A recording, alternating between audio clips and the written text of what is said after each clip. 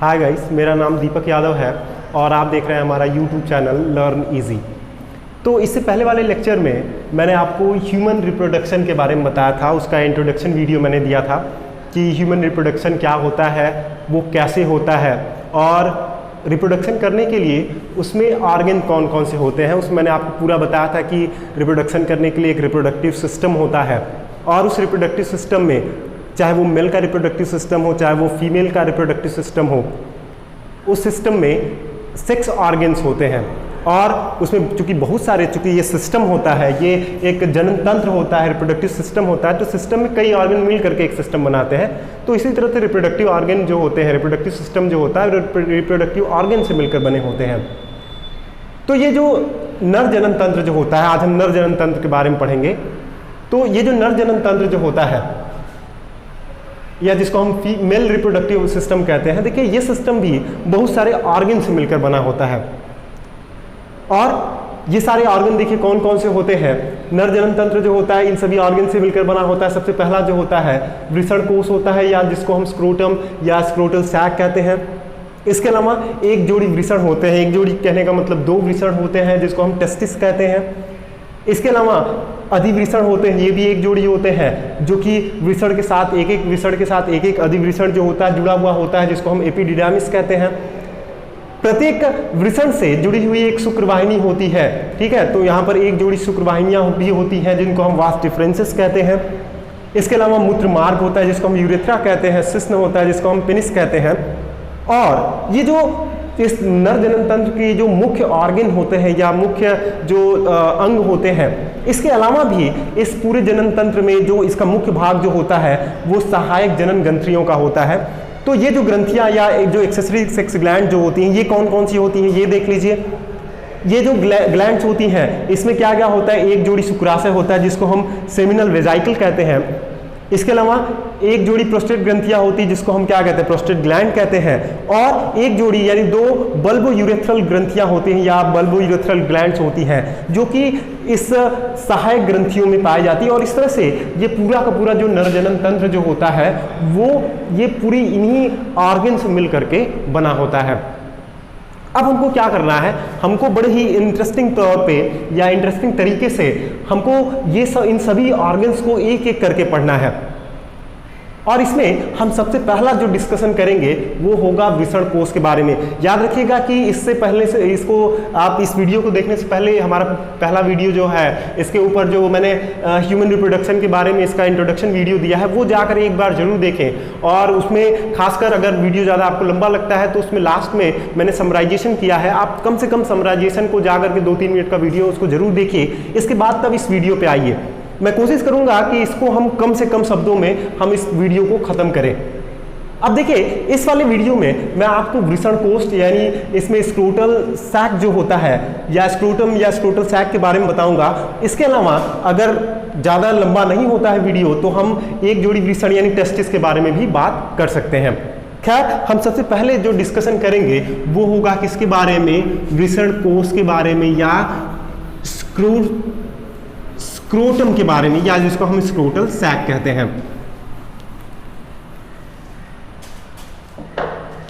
तो सबसे पहले देखिए वृषण कोश क्या होता है। आप जानते हैं कि मेल जो रिप्रोडक्टिव ऑर्गन होता है उसमें जो प्राइमरी सेक्स ऑर्गन जो होता है वो कौन होता है, टेस्टिस होता है। अब ये टेस्टिस जो है ये बॉडी के निचले हिस्से में पाया जाता है, यानी पेट के जो उदरावरण जो होता है उसके निचले हिस्से में पाया जाता है। और इसी वृषण कोश के अंदर जो टेस्टिस जो होते हैं वो पाए जाते हैं। तो कह सकते हैं कि ये जो वृषण कोश जो होता है, जो ह्यूमन बॉडी जो होती है, ह्यूमन बॉडी में जो कह सकते हैं जो इसका उदावरण जो होता है यानी जो स्टमक होता है उसके निचले वाले भाग से ये एक तरह का सैक होता है, एक तरह का थैलेनुमा संरचना होती है। हाँ, एक तरह का सैक लाइक स्ट्रक्चर होता है जो कि पेट के निचले वाले भाग से ये जो होता है जुड़ा रहता है। और ये जो है ये इसका आकार, चूंकि ये फ्लेक्सिबल होता है तो इसका कोई निश्चित आकार नहीं होता है, लेकिन फिर भी हम इसको एक तरह से राउंड शेप में मान सकते हैं। तो ये वृषण कोश जो होता है या स्क्रोटल सैक जो होता है ये एक तरह का थैलेनुमा संरचना होता है, ठीक है। थैलेनुमा संरचना जो होता है वो उदावरण यानी निचले उदावरण से ये जुड़ा हुआ होता है। अब इसमें जब आप किसी भी स्ट्रक्चर को पढ़ते हैं, चाहे आप बॉटनी में पढ़ें चाहे आप जूलॉजी में पढ़ें, जब हम किसी भी स्ट्रक्चर को पढ़ते हैं तो हमको यहाँ पर ध्यान देना होता है कि सबसे पहले हम किसी भी स्ट्रक्चर को जब पढ़ते हैं तो उसमें सबसे पहले हम इसमें बाहर वाला जो ये कोई भी स्ट्रक्चर बाहर से कैसा दिखता है उसको पढ़ते हैं, और इसके बाद हम इसमें स्टेप बाय स्टेप हम इसमें अंदर की संरचनाएं, जो इसके अंदर के स्ट्रक्चर जो होते हैं वो हम देखते हैं। यानी पहले हम बाहर की जो संरचना होती है पहले वो देखते हैं, इसके बाद तब हम ये देखेंगे कि इसके अंदर क्या पाया जाता है। तो मैंने आपको बताया कि वृषण कोश जो होता है ये एक तरह का थैलीनुमा संरचना होता है, और इसमें ये जो होता है इसी के अंदर इसमें क्या पाए जाते हैं, 2 टेस्टिस जो है इसी के अंदर पाए जाते हैं। अब ये टेस्टिस जो होते हैं, ये देखिए इसका जो निर्माण जो होता है, वृषण कोश का निर्माण जो होता है वो भ्रूणी अवस्था में ये हो जाता है। यानी जब बच्चा भ्रूण अवस्था में होता है, एम्ब्रियो स्टेट में होता है, तभी इसमें इस स्क्रोटम का फॉर्मेशन या इस वृषण कोश का फॉर्मेशन हो जाता है।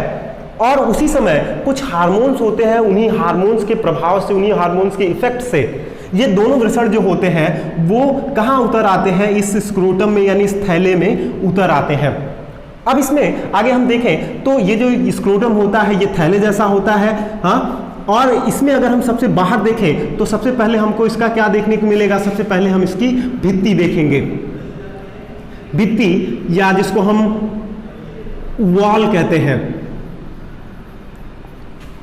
मैंने आपको बताया कि सबसे पहले हम यहाँ से बाहर से अंदर की तरफ हम देखते हुए इसकी संरचना जाते हैं। तो सबसे पहले जब हम इसमें बाहर से अंदर की तरफ आएंगे तो हम ये देखते हैं कि इसकी जो भित्ति होती है वो ट्राई लेयर्ड होती है, यानी इसमें 3 लेयर्स होते हैं। इसमें एक अंदर वाला लेयर होता है, एक बाहर वाला लेयर होता है, एक अंदर वाला लेयर होता है, और इसमें एक बीच में एक लेयर होती है। अब देखिए इसमें जो तीनों लेयर जो होते हैं वो तीनों लेयर मिल करके इसकी वॉल बनाते हैं। अब देखिए इसमें जो सबसे बाहर वाला जो होता है वो एक तरह से कहें तो स्किन होता है। वो स्किन होता है वो कैसा होता है, वो रोम युक्त होता है, यानी हेयरी स्किन होता है, जो कि बहुत ही कह सकते हैं बहुत ही डेलिकेट होता है। इसमें बहुत सारे हेयर्स पाए जाते हैं। अगर हम देखें एडोलेसेंस में यानी किशोरावस्था में इसमें बहुत सारे हेयर्स जो होते हैं वो अपीयर हो जाते हैं। अब इसके बाद इसके अंदर वाला जो ये बीच वाला जो लेयर होता है ये काफ़ी मोटा लेयर होता है, जिसको हम क्या कहते हैं, श्वेत कुंचिका कहते हैं, श्वेत कंचिका कहते हैं। ये जो लेयर जो होता है, ये बीच वाला लेयर, ये किस तरह के ऊतक से मिलकर बना होता है, ये जो होता है एक तरह का संवहनी ऊतक होता है। ठीक है, ये एक तरह का संवहनी ऊतक होता है, और इन्हीं संवहनी ऊतक का ये मोटा लेयर जो होता है वही जो है इसके बीच में पाया जाता है। इसके बाद इसके अंदर की जो लेयर होती है ये स्मूथ सेल्स की होती है।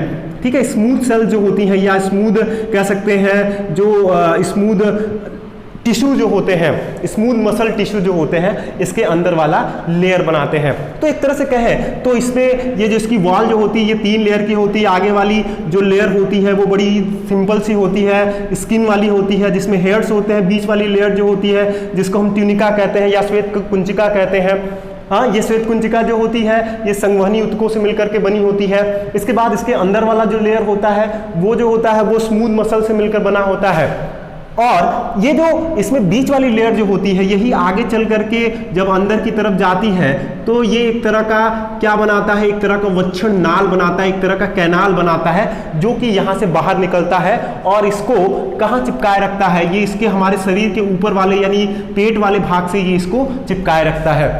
अब अगर इसके और अंदर आए तो हम इसके अंदर देखते हैं, इसके अंदर मैंने आपको पहले ही बता दिया कि इसके अंदर जो है क्या पाए जाते हैं, एक जोड़ी वृषण पाए जाते हैं। और इसमें चूंकि 2 वृषण पाए जाते हैं तो इसके अंदर अगर हम देखेंगे तो यहाँ पर बीच में एक क्या होता है, एक स्क्रोटल सेप्टम होता है, यानी एक दीवार होती है, और इसी दीवार के द्वारा ये दोनों वृषण जो होते हैं 2 अलग अलग खानों में होते हैं। यानी इस तरह से कह सकते हैं कि ये वृषण कोश जो होता है ये 2 कोषों में बटा होता है, 2 भागों में बटा होता है, और इसके प्रत्येक भाग में एक वृषण जो है ये पाया जाता है। अब हम इसका जो मुख्य कह सकते हैं वृषण कोश, ये इसका संरचना के बारे में हो गया। अब इसमें अगर हम वृषण कोश का अगर हम कार्य देखें कि ये कार्य क्या करता है, तो चूंकि आप जानते हैं कि इसका मुख्य कार्य जो होता है ये इसको धारण किए रहता है, ये इसको कंटेन करता है। किसको? ये इस टेस्टिस को कंटेन करता है। तो इसका एक तरह से देखा जाए तो इसका मुख्य काम जो होता है, इसका मुख्य काम यही होता है कि ये किसको, यानी वृषण, जो दोनों वृषण होते हैं या दोनों टेस्टिस होते हैं, ये उनको कंटेन करता है, धारण करके रखता है।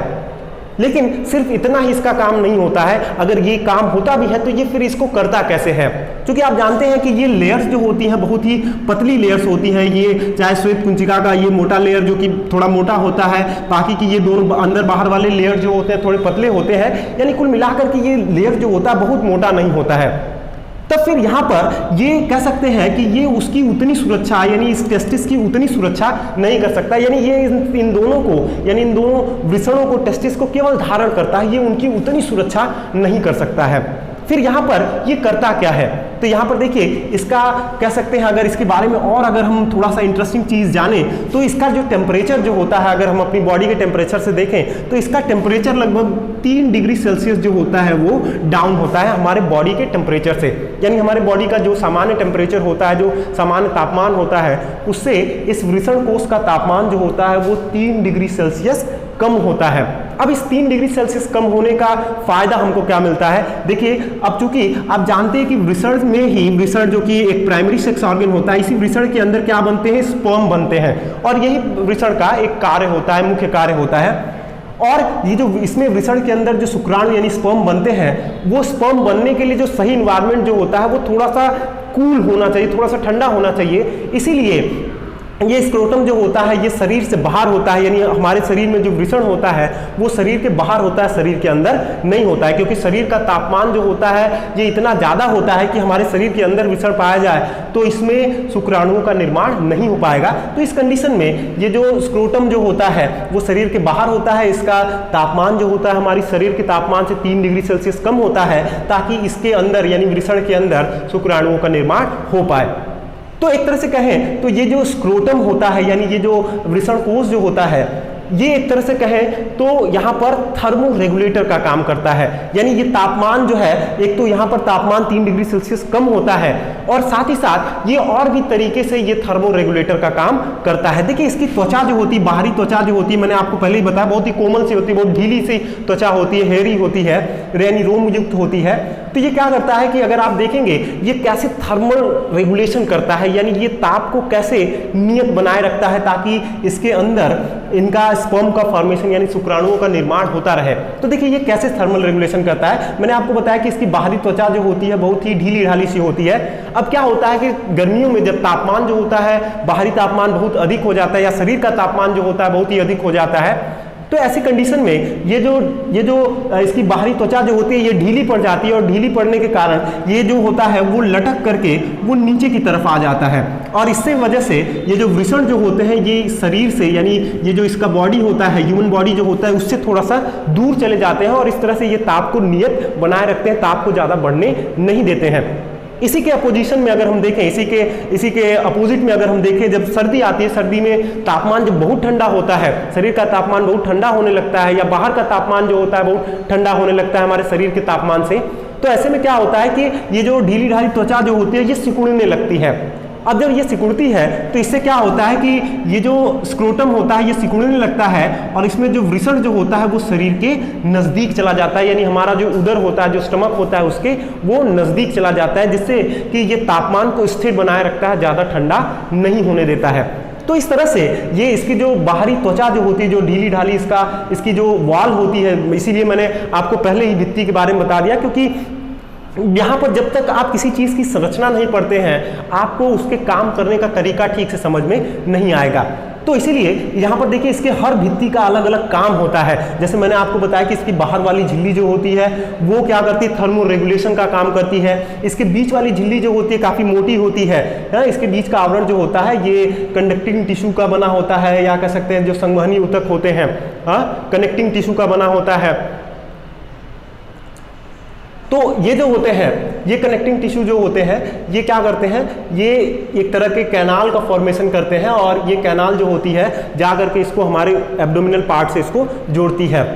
तो ये जो होता है ये इसका वृषण कोश हो गया। इसके बाद हम आगे पढ़ेंगे वृषण के बारे में। वृषण के बारे में अब ये वीडियो काफ़ी लंबा हो गया तो वृषण के बारे में हम अगले वीडियो में पढ़ेंगे। लेकिन यहाँ पर एक और चीज़ अगर हम आपको बता दें तो इसमें देखिए एक चीज़ मैंने क्या जो मुझे लगता है मुझे मेंशन कर देना चाहिए, वो ये होता है कि कभी कभी क्या होता है कि जब ये स्क्रोटम जो होता है जब भ्रूण में बन जाता है तो कभी कभी क्या होता है कि ये भ्रूण बनने के साथ साथ ये जो टेस्टिस होते हैं ये स्क्रोटम में नहीं उतर पाते हैं, और ये दोनों जो टेस्टिस होते हैं वो बच्चे के ऊपरी भाग में ही रह जाते हैं, जिससे कि वो नीचे नहीं आ पाते हैं। और चूंकि अगर वो नीचे नहीं आ पाएंगे तो इसमें शरीर के तापमान के चलते इसमें शुक्राणुओं का निर्माण नहीं हो पाता है, और जब शुक्राणुओं का निर्माण नहीं हो पाएगा तो आगे चल करके जो वयस्क जब होगा, वो बच्चा वयस्क होगा तो उसमें नपुंसकता होगी, या कह सकते हैं स्टेरिलिटी होगी, यानी वो आगे बच्चे पैदा करने में असमर्थ होगा। ठीक है, आगे हम इसमें इसके बारे में हम पढ़ेंगे। ठीक है, और रिसर्च के बारे में पढ़ेंगे, अगले वीडियो में हम रिसर्च के बारे में बात करेंगे। ठीक है, थैंक यू।